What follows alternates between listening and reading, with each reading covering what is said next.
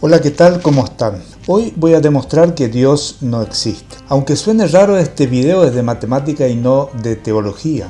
No es mi intención probar matemáticamente nada acerca de Dios, que de última es una cuestión de la fe de cada uno, sino mostrar cómo la matemática y la lógica están íntimamente relacionadas y fundamentalmente cómo un razonamiento lógico bien construido puede dar lugar a una paradoja. Hagamos el razonamiento por contradicción. Supongamos que Dios sí existe. Como es todopoderoso, tiene el poder de hacer todo. Pero todo, y entre todas las cosas que puede hacer, supongamos que puede hacer todo tipo de piedras.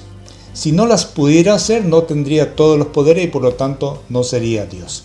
Tiene que tener el poder de hacer la piedra del tamaño que Él quiera. Y en particular debe poder hacer las piedras tan enormes de manera tal de que nadie las pueda levantar. Ahora bien, si hay piedras que no puede levantar de tan grandes que son ni el mismo Dios, entonces le falta un poder. Carece del poder de levantar o de mover esas piedras tan grandes. Y viceversa. Si puede mover todas las piedras, es que le falta el poder de hacer las piedras tan grandes que ni Él las pueda mover. Esto de Dios, la historia de Dios, es una paradoja, una de las muchas que son una vulgarización, no muchas, varias, que son una vulgarización del llamado de atención que hizo Bertrand Russell a Frege a través de una carta, donde le comentaba sus dudas acerca de los estudios que el mismo Frege hacía sobre el tema de los conjuntos. Estoy hablando de la paradoja de Russell, que fue una bomba que conmocionó los cimientos de la matemática, los cimientos de la teoría de conjuntos y desestabilizó a toda la estructura sobre la que se cimentaba en aquel tiempo la matemática. Voy a dar una muy corta introducción al tema para que todos sepamos de qué estamos hablando, o sea, ponernos un poco en el contexto de la historia de hoy. Los personajes centrales de esta historia son Cantor, Frege y Russell. Los dos primeros son matemáticos alemanes y Russell es un matemático inglés. Es un personaje que es mucho más que matemático. Es filósofo, escritor, tiene el premio Nobel de Literatura ganado, y además activista de muchísimas causas justas, y todo eso lo hizo en una vida muy larga que duró casi 100 años.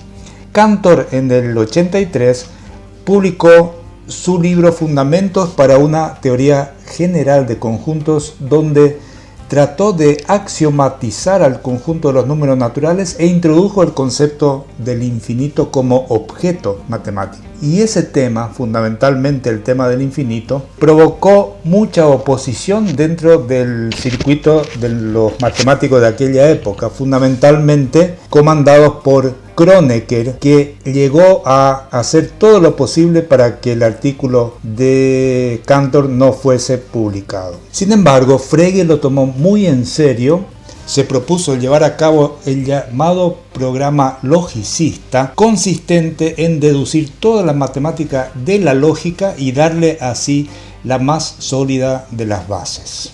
En el año 1879, Frege comenzó publicando su libro Ideografía, en la que sentó las bases de la lógica moderna. Más tarde, en el año 84, publicó el primer tomo de su principal obra, que es Las leyes matemáticas de la aritmética. Tras 20 años de trabajo, en 1902, Frege había terminado el segundo volumen de la obra Las leyes fundamentales de la aritmética, donde creía haber dado por fin, mediante la teoría de conjuntos, solución a la fundamentación lógica de la matemática. De hecho, el libro estaba terminándose prácticamente de imprimir cuando Frege recibió una carta de un joven Bertrand Russell en la que el inglés le explicaba que había encontrado una paradoja en la teoría de conjuntos instituida por Frege. A Frege solo le dio tiempo para insertar una nota al final del libro que decía más o menos lo siguiente: difícilmente puede haber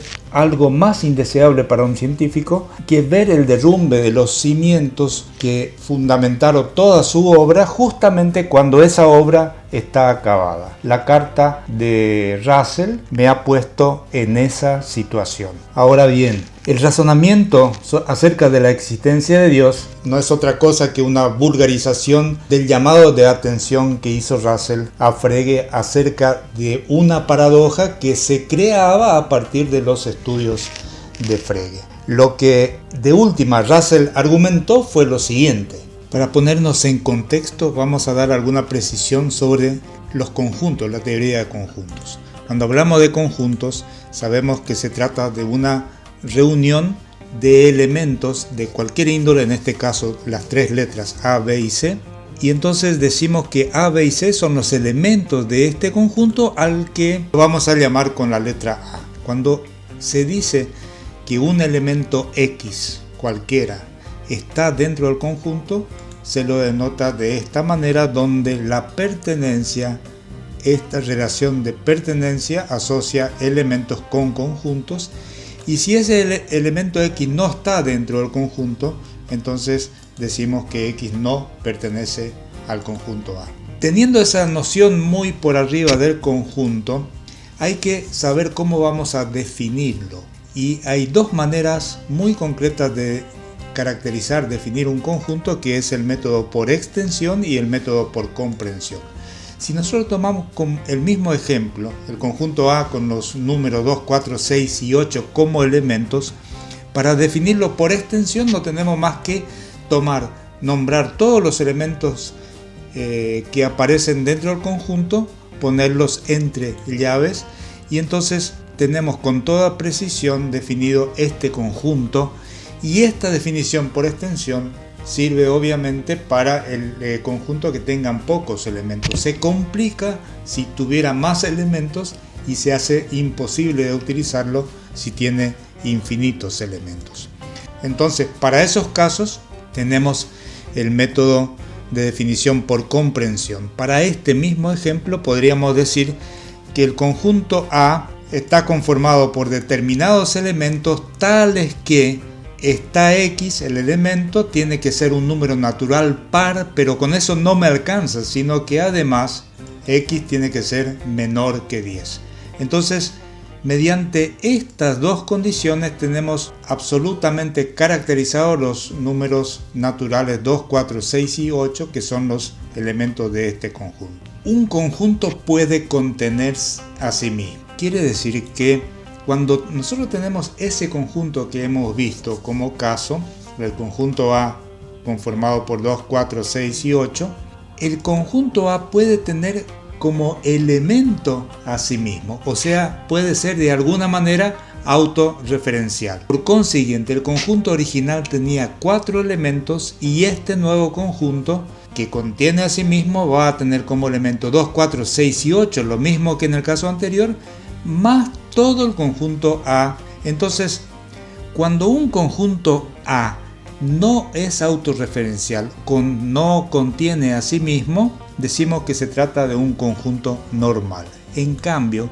cuando un conjunto contiene a sí mismo, vamos a llamarlo, o se lo llama, conjunto singular. Los conjuntos son normales o son singulares, no pueden ser normal y singular a la vez. Entonces, cuando hablamos de cualquier conjunto que se nos ocurra, esos conjuntos, cualquiera de ellos, tiene que ser o normal o singular. Y ahí aparece el tema que tiene que ver con la paradoja de Russell. Bernard Russell propuso lo siguiente, o en la carta que le escribió a Frege, dijo lo siguiente, definió el siguiente conjunto.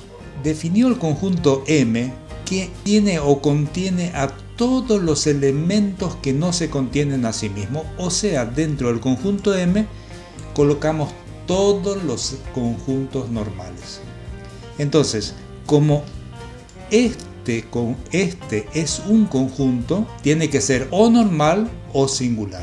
vamos a suponer primero que es normal, que M es normal. O sea, este conjunto de conjuntos normales es en sí mismo un conjunto normal. Por lo tanto, si es normal, M debe pertenecer a M, por definición de este conjunto acá. M es el conjunto de todos los conjuntos normales. Si M pertenece al mismo M, mejor dicho, si M es normal, eso implica que M debe estar acá. Y si M está acá, entonces M no pertenece a M. Veamos acá qué es lo que sucede. Nos salió la conclusión de que si M pertenece a M, implica que M no pertenece a M. Eso es una contradicción y por lo tanto M no puede ser normal. Si no es normal, va a ser singular, pero no es cuestión de decir si no es esto, es tal cosa, hay que probar que va a ser singular. Si es singular, entonces significa de que M no pertenece a M, porque M, este conjunto M, contiene solamente a los conjuntos normales.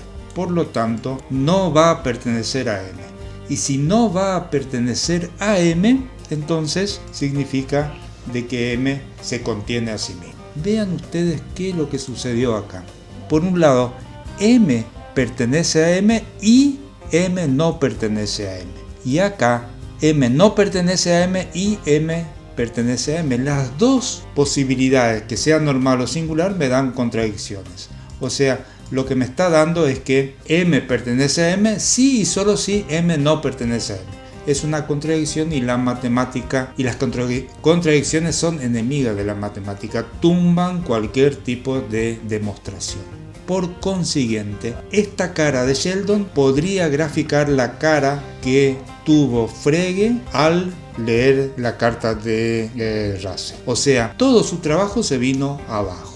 La carta de Russell provocó un sismo en la matemática, además de ocasionar prácticamente el retiro de Frege de la investigación y del trabajo en la matemática. Para remendar toda esa estructura dañada por Russell, lo que se hizo es ver cómo podía definirse todo el sistema de los conjuntos sin que aparezca la paradoja. Se intentó, por ejemplo, decir de que los conjuntos que se contenían a sí mismos no eran conjuntos. Si bien eso solucionaba el tema, no conformó casi a nadie. Pasaron muchos años y llegó la década del 30, donde apareció un matemático atrevido, Gödel, que solucionó el problema a través de su axioma de incompletitud. Pero ese es un tema de otro video, de un próximo video, que ustedes para verlo lo que pueden hacer es suscribirse a mi canal de manera tal de tener siempre sobre aviso todos los videos que voy cargando y fundamentalmente ayudarme a difundir a esta ciencia tan hermosa y tan útil como es la matemática. Será hasta el próximo video.